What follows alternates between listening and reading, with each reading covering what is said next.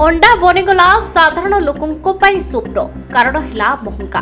पुरी जिला अस्तरंग काकटपुर और कोणार्क रे अंडा दर आकाश छुईला। मध्याह्न भोजन और फास्टफुड चाहिदा जोगु बजार अंडा गायब। 5 टंकार अंडा एबे 9 टंका। होलसेल रे माल नाही। रोज शह शह डिमांड। गरीब लोक केमिति किणबे? व्यवसायी बाध्य हुई प्रायतः छोट अंडा बाछिकी आने 9 टंकार बिकुचंती। फल स्कूल रे प्रायतः अंडा बंद। अंगनवाड़ी रे कांछाट करी अंडा देउछंती। सरकारी टंकारे अंडा किणी हेउनी। केवल अंडा नुहे एमिति की पनीपरिबा डाली तेल दर सबु आकाश छुआ। सरकार बदलिले किंतु साधारण लोकंको अवस्था बदलिलानी। मध्यवित्त और गरीबंको पॉकेट फाटे गलानी। यह की विकास ना केवल कागज कलम रो हिसाब। उत्तर मागुछंती साधारण जनता। सरकार कहउछंती पुष्टिकर खाद्य किंतु अस्तरंगर स्कूल और अंगनवाड़ी रे पिलांको थालीरु अंडा क्रमशः उभे जाउची। कारण दर बढ़ीगला 80%। 5 टंकार 9 टंका जाफल फास्टफुड दुकान रो डिमांड जोगु जोगाण ठप हो जाइए। जेते माल आसुची सब सरी जाउची। भाई ना कोन अछि मन शोभन लेंगा तो आगुरी अंडा जमी किना पड़ता सेमती अंडा भी आम सेल्स करूँ जहाँकि अंडा गोटे 6 टका पड़ता आम 7 टका बिकुलु। एवं आमको जहाँ 8.5 टका पर आम किना पड़े अंडा सो बाध्य होगी आम 10 टका बिकुचु अंडा गोटा आ जमी किना सेमती भाई बिक्री है। तो ये पाखापाखि कौन जब आम अंडा आम फार्म होता ताले आमको बहुत सुविधा था। आहरी कम रेट आम आगुरी थिला 7 टका थिला बिक्री करूँ आम कि एबे जोड़ा ये लास्ट गोटे मास 1.5 मास भितर 1.5 टंका ऊपर बढ़ीगला अंडा गोटा किना आहरी आगु आहरी बढ़ियार अच्छी मतलब से कहते जो आम जो लास्ट जो गरम सीजन पड़ता फार्म रे कुकुड़ा सब माने डेथ हो जाए गोटे फार्म लाप्स सेमती फार्म टोटाली जोटा ब्रह्मपुर आम डिपेंड करते फार्म रे टोटाली कुकुड़ा ना गोटे गोटे फार्म पूरा क्लोज से आमको जो नुआ ब्रिड छड़ाई से प्रोडक्शन बाहर मैक्सिमम 6-7 मास लगे। सो आम आशा करुचु कि से प्रोडक्शन बाहर पर सफिशिएंट जब अंडा हुए ताले आम खाउटी जब सफिशिएंट अंडा आसे ताले मार्केट प्राइस टे लेस हम ना ए बढ़ी सेलिंग कमी सेलिंग कमी लोक जो शुणुंट ये रेट बोली पलाउंट आम दरकार ना पलाउंट आ सेल्स बहुत कम आग हाँ बाधुची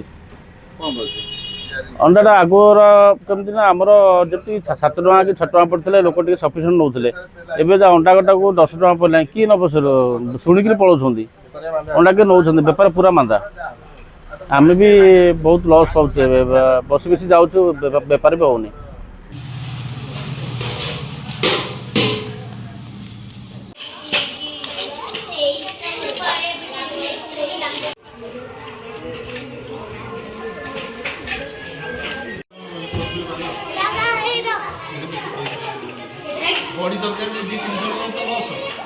हाँ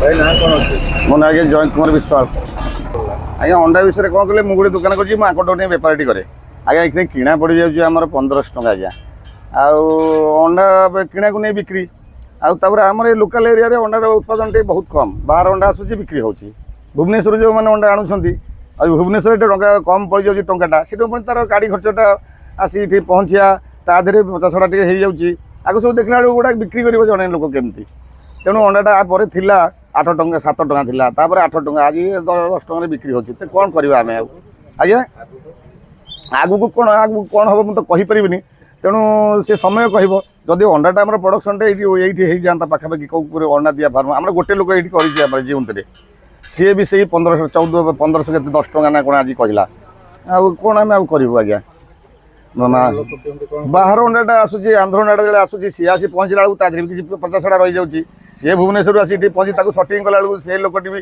तार 4टा अंडा भी गोटे ट्रे 5-7टा ये जाऊँगी आगू कौन हम आगू कौन हम आगू आम आमर तो इनकमटा ये कम अंडा आज्ञा बाहर को आम बाहर को जिनस को आम ये करुचे अपेक्षा करुचे तेणु कौन कस्टमर टे हैरान हे आज्ञा अंगनवाड़ी लोक मैंने जी भी नौते सी भी पड़ो एक्सपेंस अधिक सी भी हैरान होते आलू पिज ताहर भी आवश्यक तेल भी आवश्यक ताकू देखला बेलू अंडाटा पड़ जाऊँगी गोटा भाजी खेला 15 टका भाया पड़ जाऊँगी जड़े किए लोक नहीं जब कर तेणु आज्ञा ता भर से चलिया पड़े कौन करा लोक गरीब लोक प्रेसर पड़ो निश्चय।